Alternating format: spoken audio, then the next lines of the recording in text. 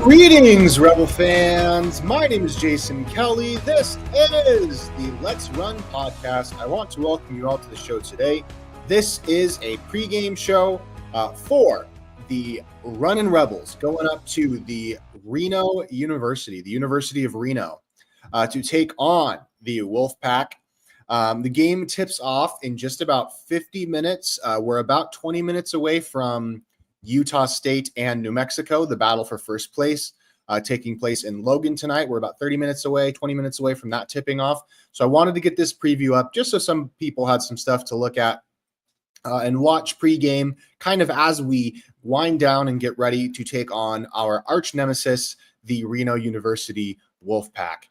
So this game is between two 11-10 teams, two teams that have underperformed based on the expectations that had been, present for them coming into the year. It's a pretty important game. The Runnin' Rebels are on a 3-game losing streak, which is never good.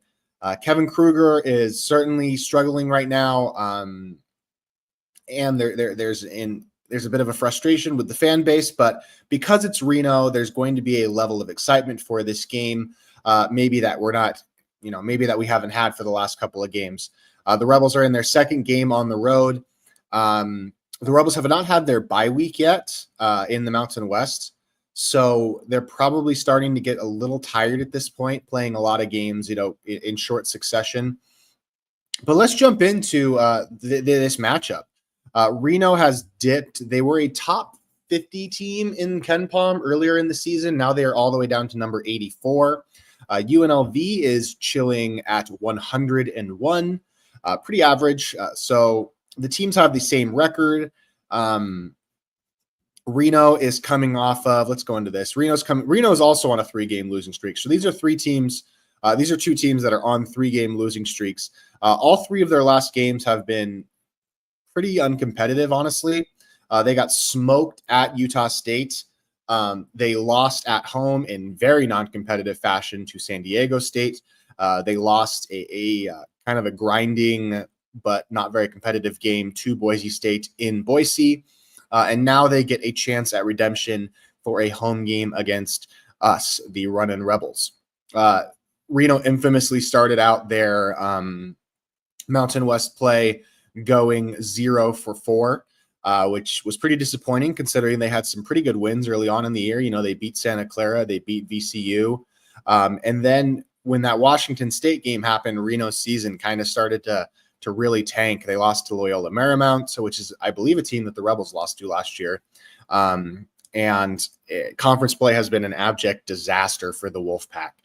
So these are two teams that are kind of in similar places. Looking at the Rebels, again, coming off of a 3-game losing streak after 2 quad 1 type wins, the Rebels have cratered. Of course, that incredibly disappointing home loss to Wyoming. Thing is, all 3 of these games have been pretty competitive. The Rebels haven't been blown out. They lose a close game to Wyoming at home. That was really the unforgivable one. They lose an incredibly close game to New Mexico. And then they put up a good fight, but ultimately come up a little short at Utah State. But this is different. I mean, Reno's our rival. Looking into the matchup, the Rebels right now, statistically, their offense has gotten better. They do have a top 100 offense in terms of efficiency. Their defense has improved too. They're about 100. They're top 130. Still a long way to go to be a contending type team, at least in the Mountain West, but it's improved. Their offensive rebounding percentage, believe it or not, even though that says that they're 307th in the country in terms of giving up offensive rebounds, they have actually gotten better. They were in the low 300s before, or the high 300s, I should say, before. Free throw wise, the Rebels, nothing crazy. Their 3-point percentage is pretty good at 35.5, but they just don't take a ton of 3-point attempts. So that hasn't really been a huge asset for the Rebels this year. They are incredible at getting blocks. And, this is kind of a Kevin Kruger team this is what Kevin Kruger has tried to make his team's identities, but they're pretty good at forcing turnovers. Their steal rate is really good. A couple of years ago when the Rebels had that super switchy team with Vicky Walker and Elijah Harkless, that was the Rebels' identity. And some of that has translated to this year, which is nice to see because it's been an asset for the Rebels in Mountain West play. Diving into the matchup specifically, KenPom has this as a 70-64 win for the Wolfpack for Reno. Reno has a decent offense. They are top 75, which is a lot better than the Rebels, but not elite by any means. Their defense, again, pretty similar to the Rebels, 106th. Not a great 3-point shooting team. They're actually technically better than the Rebels, but they as well do not take as many attempts. One area where the Wolfpack really struggle is free throw percentage, 68.6 as a team. That's pretty bad. The Rebels aren't a ton better, but 68% for as a team is pretty unacceptable. And again, their 3-point opponent defense isn't great. They tend to give up a lot of open 3-pointers, and their offense, while it may look good, can get kind of bogged down. Looking at the key players for Reno, Nick Davidson's probably their biggest name. He's a big guy, 6'10", good shooter, 41% from the 3-point line. Really solid player, but he's had not as good of a year probably as it was expected that he was going to have. Their most interesting player is Kobe Sanders, who, if you look at him, he's coming. Kobe Sanders played 4 years at Cal Poly. He was listed as a 6'6" guard as a freshman, but he's actually grown 3 inches. So he's become a 6'9" guard who shoots the ball okay, not great, but is an elite mid-range player. He on the year is averaging something like 17 points a game. But he's an elite talent. But he has never really been on winning teams. And I read a lot of Reno stuff. If you didn't know, Chris Murray does an excellent job of covering the Reno University Wolfpack. And he does a pretty good job. And Kobe Sanders just isn't necessarily a winning player. And so he's a 6'9" guard. The Rebels are going to have to be disciplined. We don't really have a great matchup for him. I imagine Jaden Henley. They are similar sizes. We'll probably get the matchup against Kobe Sanders, but that's going to be an interesting matchup. Justin McBride, kind of a wing player, pretty good defensively. Trey Coleman, again, this Reno team has legitimate size. Even Xavier Ducell, if you look at their starting 5, 6'5", 6'7", 6'7", 6'9", 6'10". I mean, this Reno team is not small, but for whatever reason, that roster just hasn't come together this year. And you can say a lot of similar things about the roster for the Runnin' Rebels this year. DJ is coming off of an excellent game in Logan, where he played, I believe he had 22 points. He played great. Jalen Bedford, I think the key to this game for the Rebels is getting stuff out of Jalen Bedford. I don't see a version of this team that can succeed without Jalen Bedford contributing a lot more offensively than he is right now. Will he do that? We don't really know because Jalen Bedford and Brooklyn Hicks both seem like they are in the doghouse at the moment with the coaching staff. With Bedford, I kind of get it. I don't think Bedford plays that hard on defense all the time. He's certainly a flawed player, especially size-wise. But for a guy like Brooklyn Hicks, it's been really disappointing. I really thought that he was going to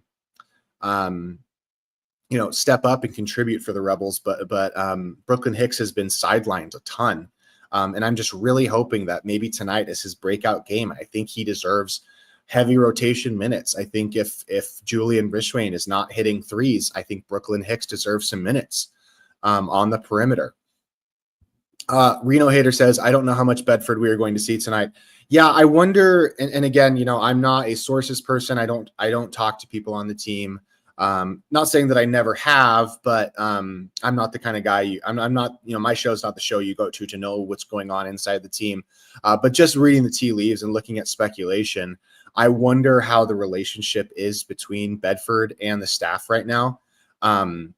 I've seen Kevin and Coach Peary, our assistant coach, go absolutely nuclear on the sideline on Bedford a couple of times. I believe Bedford did not even play the second half against Utah State. He did not get in for a single minute. He got some early minutes. He made a couple of mistakes defensively. And when we took Bedford out, the team started doing a lot better. So I'm not saying the coaching staff is making a bad decision by benching Bedford, but I am saying that in order for this team to have, any sort of momentum or to reach his potential, Bedford has to be a part of the rotation. I get that taking him out may fix some short-term issues, but the team is just not going to survive without that offensive talent. And Bedford does have offensive talent. Banana Man says he looks a bit effortless sometimes. Yeah, totally. I'm worried about him. I mean, I wonder if Kevin Kruger and the staff, I wonder if they've lost him, to be honest with you. That's what worries me. I want to see a good Bear Cherry game. I can understand Bedford cutting minutes because he appears to lack effort, but Hicks is puzzling. Yeah, Hicks is crazy. I watched the UCF BYU game. I am a BYU alumni, so I do watch all the Cougars games, and it's fun to watch them in the Big 12. But I watched Keyshawn Hall just be a dominant player in the Big 12. He had 40 points against Kansas the other night in a game that UCF should have won in the Allen Fieldhouse. And with Hicks and Gilbert, I feel like he's going to end up on the Keyshawn Hall, Keyshawn Gilbert road, where he's an incredibly talented player that gets underutilized by the team, by the staff, and by Kruger. And we're going to see him transfer at the end of this year and end up on another team. Kruger, he's on the hot seat, guys. I mean, there's no way around it. The school is not going to fire him, mid-season, but there's no way around it. I mean, his best chance as a coach right now is to get a top 5 seed in the Mountain West tournament, which is something that's still attainable. You have to beat Boise next Tuesday, and you have to probably steal a game at New Mexico, and you might have to. And I think you have to win this game tonight. Kruger's best shot as a coach. I mean, he's gone in the sense that we may not think that he can win the Mountain West Conference tournament and go to the NCAA tournament, but he still could. It's not impossible.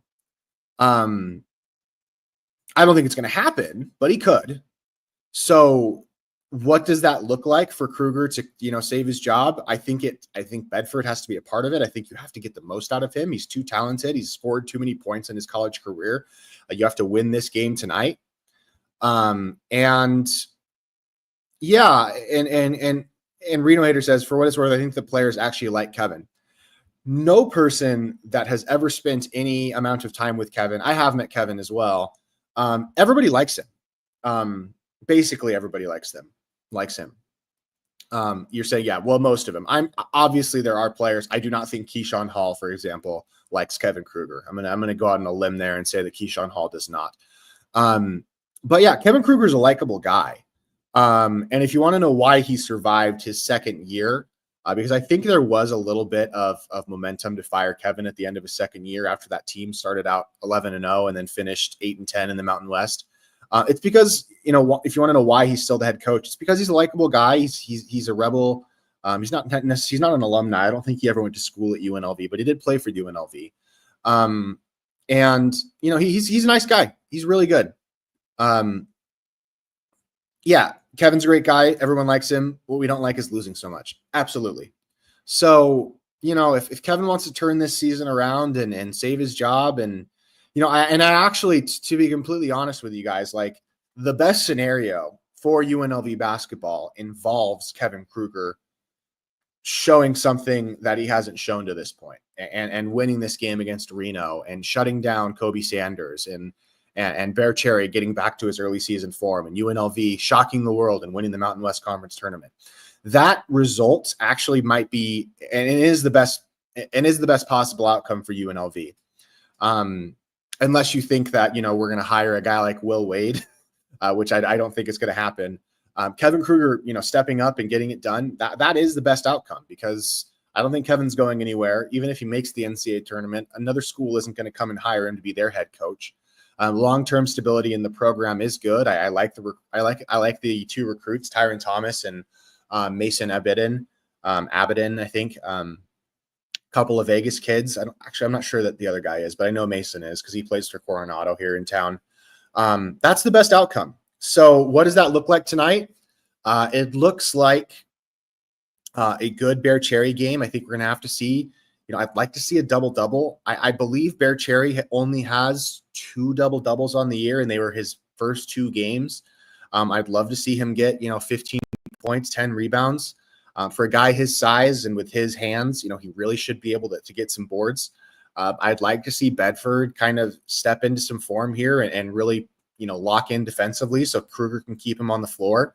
But the most important player tonight for the Rebels, outside of DJ Thomas, of course, is probably Jaden Henley. Obviously, Jalen Hill is going to have some time on Kobe Sanders, but I think Jaden Henley is, when I watch him play, I think he's got pretty good mechanics, actually. I like the way he shoots. He's very physically gifted. And I think he has to step up into a role here. I want to see a good Jaden Henley game tonight. I want to see him handle the ball. I want to see him deal with perimeter pressure. He has an issue when he drives to the rim of getting the ball stripped and stolen from him, and I want to see him deal with that better. So don't want to go on too much longer. I do want to watch this Boise State-Utah State game.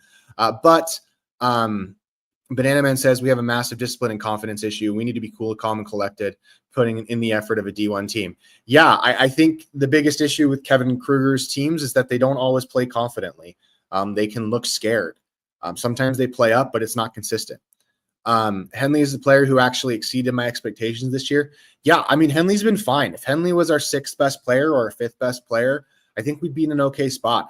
I think he's a player that I'm not sure if he has 2 or 3. I think he only has 1 more year of eligibility after this year, but Henley's a guy that I would totally bring back. I think he's physically talented, and I think he's got all the tools to be a really solid player. So I've been a fan of Henley. So I guess I'll give my prediction for this game. My prediction with the Runnin' Rebels this year, my predictions with the football team were pretty good on the season. I think I went 10-2. I predicted that we would beat Syracuse and we lost, and I predicted that we would beat Boise, or I guess 13 or 11-2. My apologies. So what can we do here tonight? My predictions with the Runnin' Rebels have been really bad, to be honest with you. So I guess, take what I say with a grain of salt. I think that the Rebels are in a slightly better headspace than Reno University. And I think the Rebels are going to go up there, and I think they might even kind of lay a smackdown on Reno tonight. I think this team has kind of given up on Steve Alford. And again, take what I'm saying with a massive grain of salt. I could totally be wrong about this, but I'm seeing something like a 74-65 victory. And at points of the game, it will look non-competitive. That might sound insane to you guys, and it probably is insane. I don't exactly know 100% why I feel that way, but that's how I feel. And again, I've been really off with this team this year in terms of predicting when they're going to win and when they're going to lose. So I just don't like what I've seen from this Reno team. And, if they're going to turn anything into this season, this is the game they have to do it. And I'm not sure they're going to be able to pull that off. So I'm going to put on the Utah State New Mexico game. We're going to kick back and watch some awesome basketball for the next couple hours. And we will talk to you guys after the end of the game. And we're going to see how it went. This is a big game. This is huge. Some fans may think the season's over, but it's not over for the players, and it's not over for Coach Kruger either. And we're all still going to watch because it's Reno. And I'd love to shut the Wolfpack Puppies app. So go Rebels, and we will talk to you post game. Let's run.